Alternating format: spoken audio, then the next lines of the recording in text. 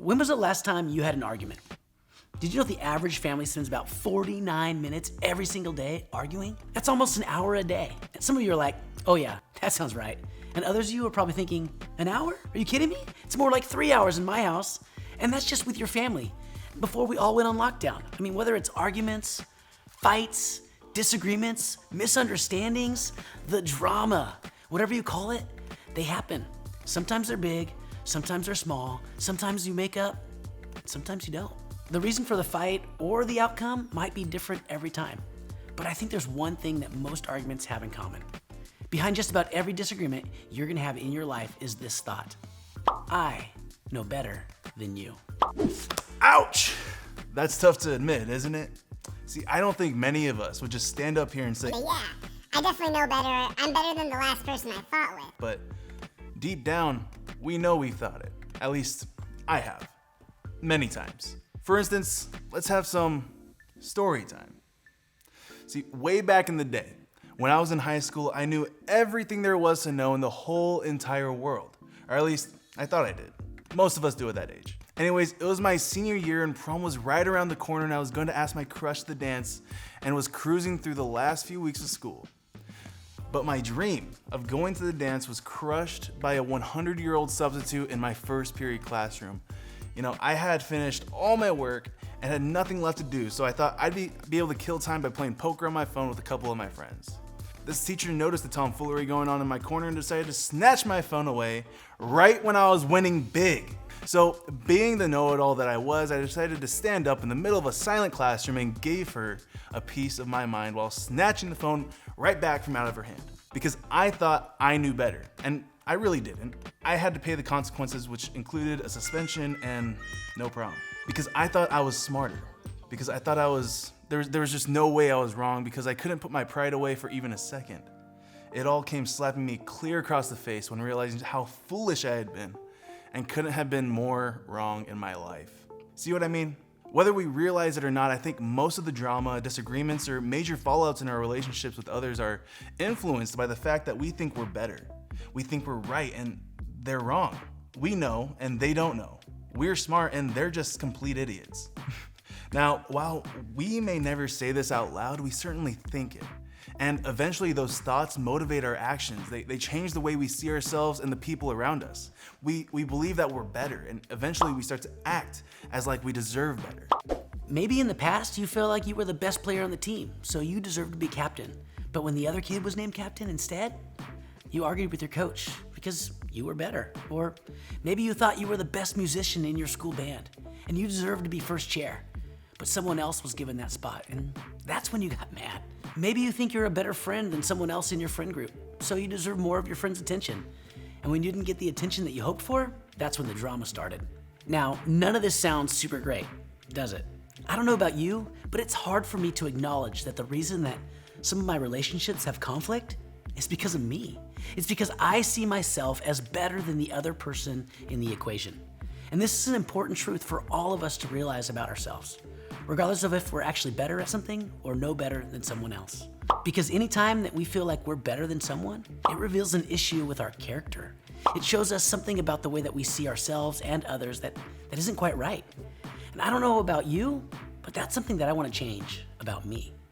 In this series, we've been looking at some of the best stories that Jesus shared with his followers while he was on earth. Those stories are called parables, and they've been worth repeating for thousands of years.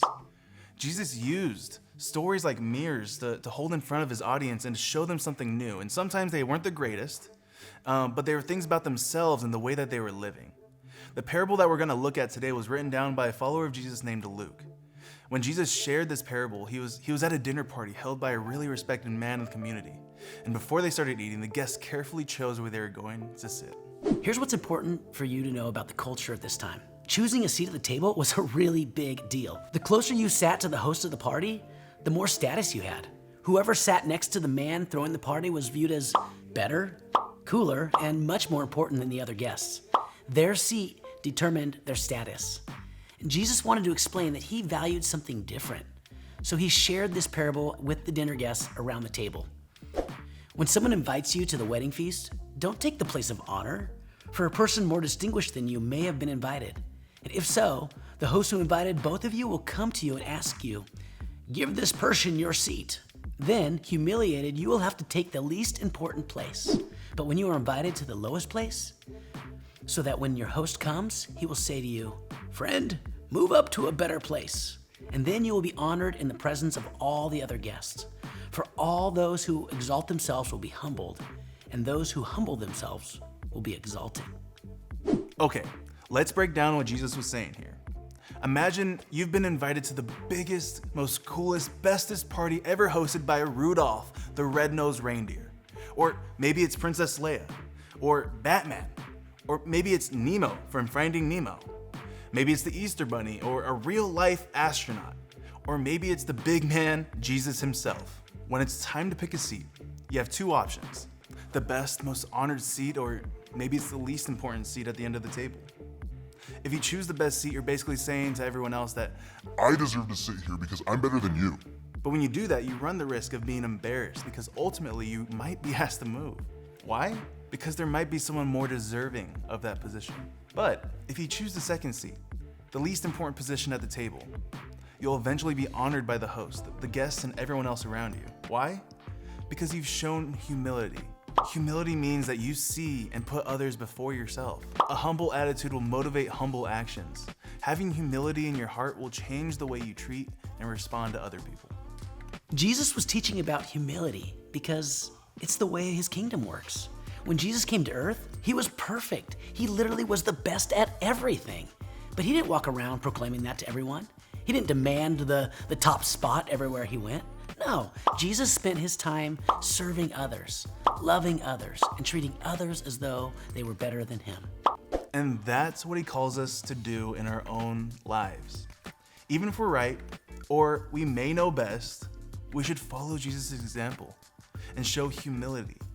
Humility helps us see the value in other people. It helps remind our hearts that the person we're serving is loved by God and important to him. It helps us see people like God sees them. Humility helps us live more like the citizens of God's kingdom that we are. Putting others first changes us and our relationships for the better. If you're anything like me, you would probably do what the people at the dinner party did. Move yourself to the head of the table, because it's easier to see ourselves as better.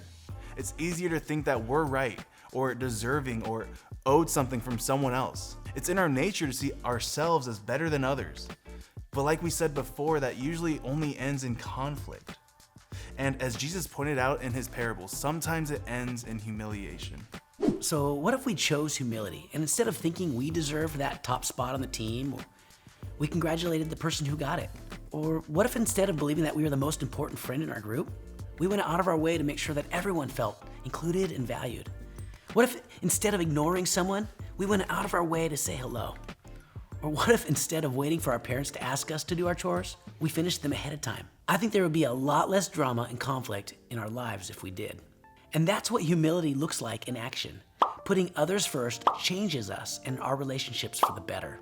This week, I want you to think of just one way you could practice humility. Maybe it's choosing to apologize first. Maybe it's celebrating someone who gets something great in their lives, even if it's something you wanted or thought you deserved. Maybe it's admitting you're wrong in a fight or giving the other person the chance to explain themselves before jumping to conclusions. Maybe it's simply going out of your way to do something kind. Whatever it is, find one way to put someone ahead of yourself this week. Then watch how it makes your relationship and your heart better.